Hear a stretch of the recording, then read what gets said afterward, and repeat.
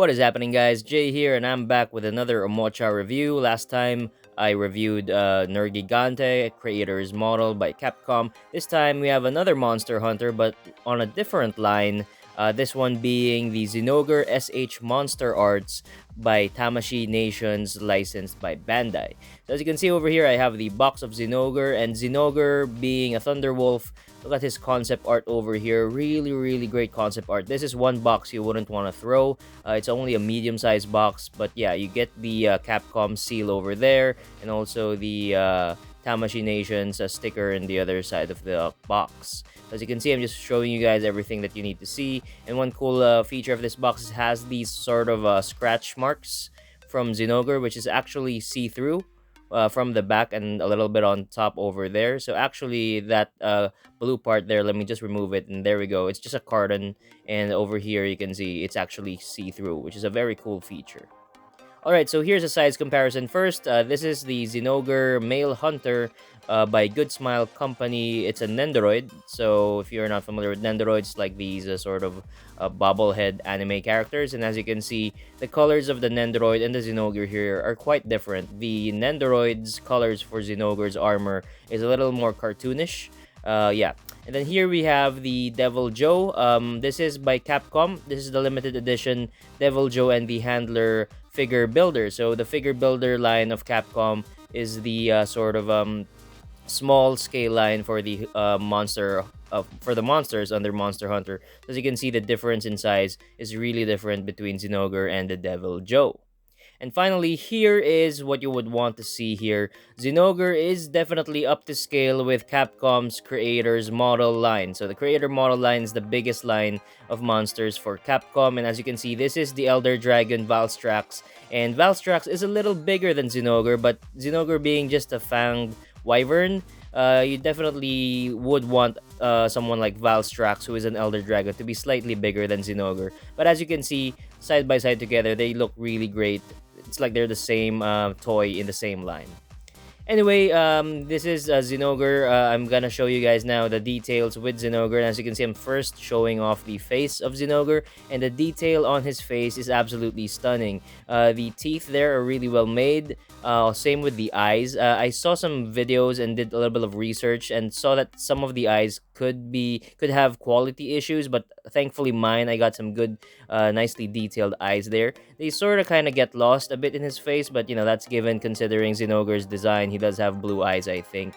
And as you can see here, I'm just rotating everything that you need to know. This being an SH MonsterArts line, it is an action figure. So as you can see, there's a lot of rotation on his head, neck. Also, his mouth opens up a bit. I do wish his mouth opens bigger though, or wider. And then here's a cool part of Zinogre. He has these sort of 3 layers of fur that you can rotate and move a bit. Yes, you can rotate this a bit. There's a little bit of movement there, but this part of the fur here is a little static, completely static, right? So yeah. And again, one more look at his face close up. As you can see, those eyes right there, really nice. The paint job for those 2 white fangs of his could have been done a little better. There's a little bit of sort of paint problems there a bit, but it's not really obvious. Over here, the other side, as you can see, there's those scales on his jaw. Very nice paint quality. It's not as good as creator's model by Capcom, but you know, this is an action figure, so it's given that this is a little slightly low there. And then over here, as you can see, this is the chest plate of Zinogre, a little bit under his neck. And as you can see, there are some holes there, and that's unavoidable considering this is an action figure. So keep that in mind. This is not a statue or a figure. Yeah, so you will see those sort of seam lines and those holes over there.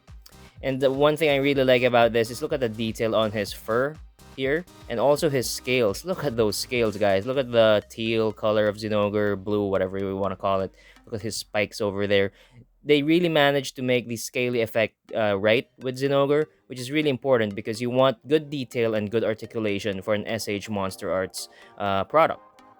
Right, so next we have over here the sort of spikes of Zinogre on his back, and as you can see, they're really greatly colored, nicely colored. The gradient color of this is really apparent, especially under the bright lights. You will definitely enjoy this. Look at the shading there, very important. And over here, as you can see, you can move his torso a bit. So there's that. There's a little bit of segmentation with his body. There's not a lot of movement, but there is enough to really enact what Zinogre does in the game, which is a lot of pouncing and a lot of brute movements for this monster. It's a really brute monster, even if it's not quite flexible. Also, he does break dance a bit sometimes, but yeah, you have that. But speaking of articulation, perhaps the best articulation is the tail of Zinogre, which acts as probably his second best um, offensive weapon, if you will, after his claws. So as you can see here, really great detail. Let's start with the detail. Look at the bottom of his tail over here. Look at those spikes. I mean, it's so hyper realistic that you will really enjoy this as a Monster Hunter fan. They managed to really recreate Zinogre really well here in terms of design. Yeah, and you can see here there's a lot of layers going on. And for the tail, speaking of articulation, here it is. The tail, I'm not completely sure, but I think I counted this, and I think there are 8 segments for this tail that you can move up and down and also sideways. So as you can see, it is segmented a bit, so there's a lot of movement there that you can enact. This actually kind of reminds me of Tobe Kadachi, the squirrel monster, because yeah, his tail kind of reminds me of a squirrel. As you can see here, you can also move it sideways, which gives you a lot of movement.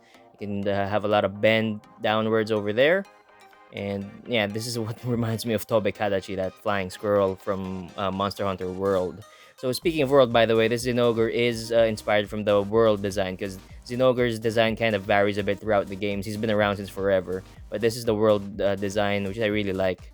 Now, next, after that tail, this is the claws of Zinogre, and as you can see, I'm showing you guys 2 different claws here. You can actually switch out some of its claws. So as you can see here on this side, this is the sort of closed version. So right here, as you can see, it's the closed version. So Zinogre has some funky feet or funky claws going on. He can kind of withdraw it like a Velociraptor almost. Even worse, because I think he can really 360 withdraw his claws, as you can see over there. And then over here, you can see his open claws, which he uses to really smash you down with his lightning energy in the game. So yeah, and yes, it's not. It might be weird, but for those who haven't noticed yet, his claws right there, his sort of ring finger is longer than anything else on his claws. And I'm just showing you now here real quick the movement. It's really standard movement. There's some swivel action going on. There's a lot of joints here, typical of what you would see from an SH MonsterArts line. So really great articulation. As you can see here, there's a bit of a gap there, which is quite, not really up to standard, but what can you do? And then over here, you have the feet also. So there are closed feet as well and open feet.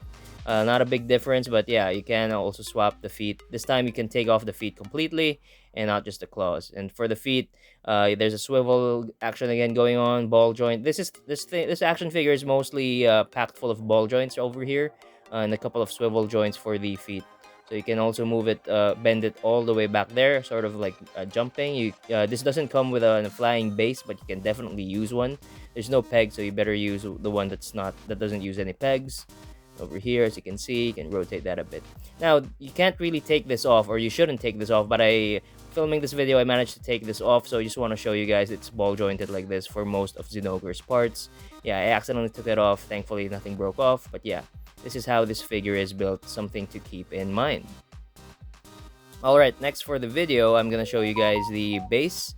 So the base here is absolutely amazing. There's no pegs whatsoever. As you can see, flip it over, there's the trademark of Capcom. Mine got a little damaged at the bottom there, but no biggie as long as the top isn't scratched.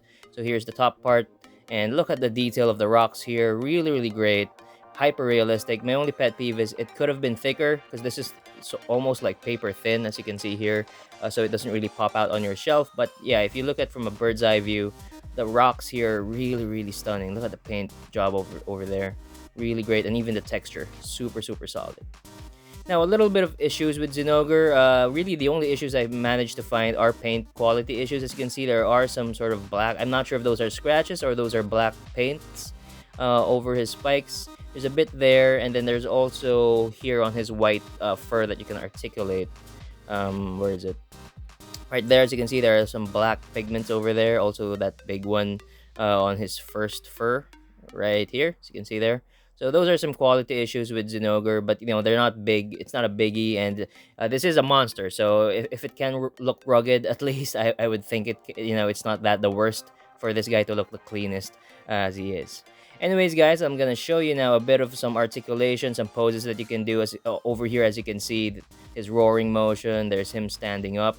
Over here, sort of pouncing with his two claws. You can bend his body a little bit to the side as well. Sort of a standard pose. Here's a stomping motion.